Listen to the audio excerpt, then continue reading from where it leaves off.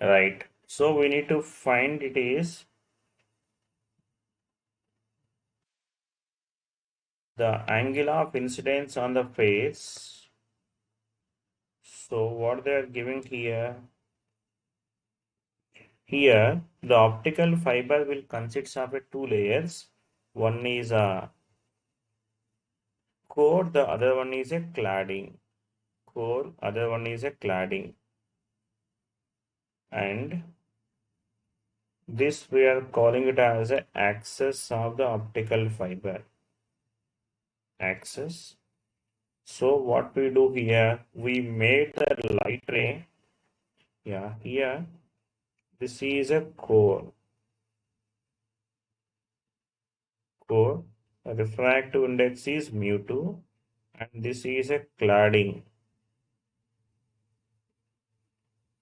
And this refractive index is 1. And this cladding, which is a rarer medium,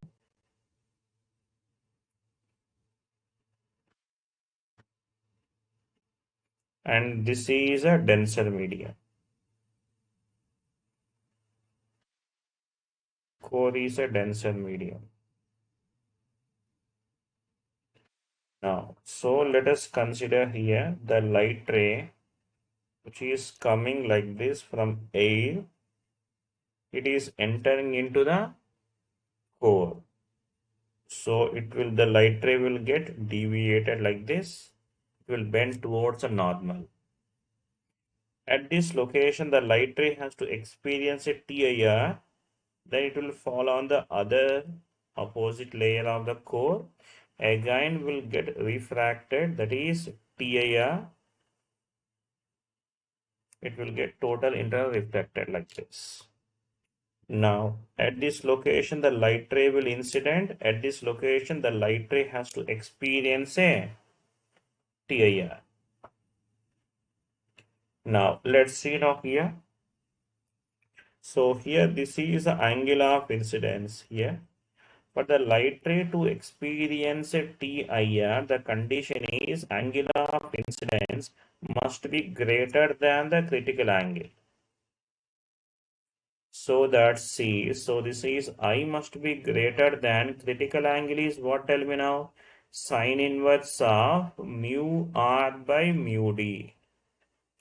Mu R by mu D, that is I must be greater than sine inverse of mu R. Refractive index of rarer medium is how much now? Mu1. Okay. So this is mu2. Okay, like that only given now? Yes. Now from this, let us call this is one equation. We'll call, if I bring the sine I to this side, this is sine I, which is greater than mu1 by mu2. We are calling this as one equation. Now, yeah, this angle is I. So let us say this angle is R, we are calling, and this angle is theta. Now this angle here is 90. The triangle 180, that means this angle 90 gone.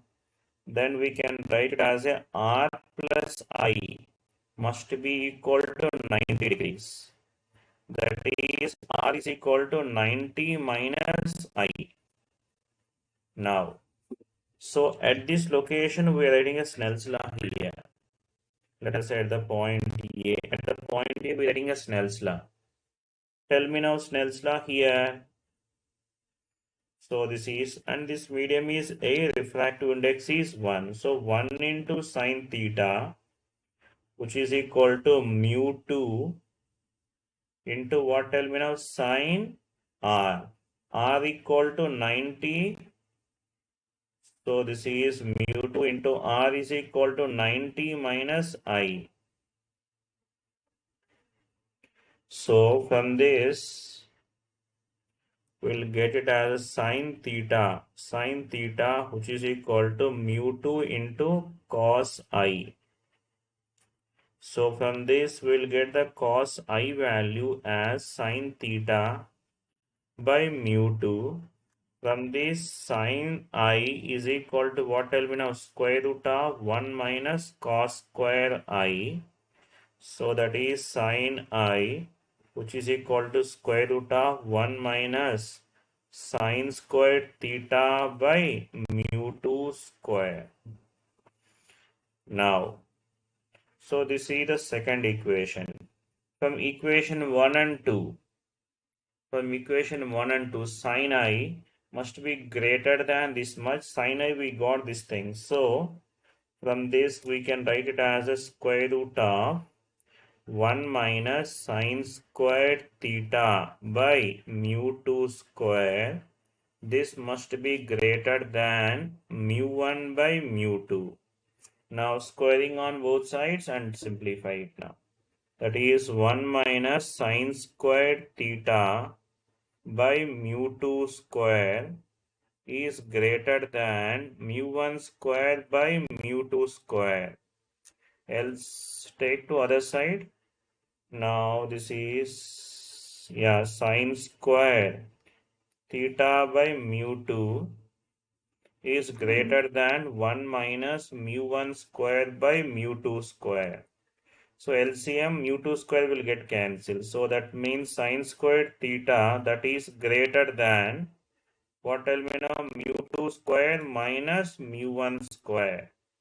Then from this sine theta is greater than what? You tell me now, square root of mu 2 square minus mu 1 square. So theta must be greater than sine inverse of square root of mu 2 square minus mu 1 square. This is the theta value.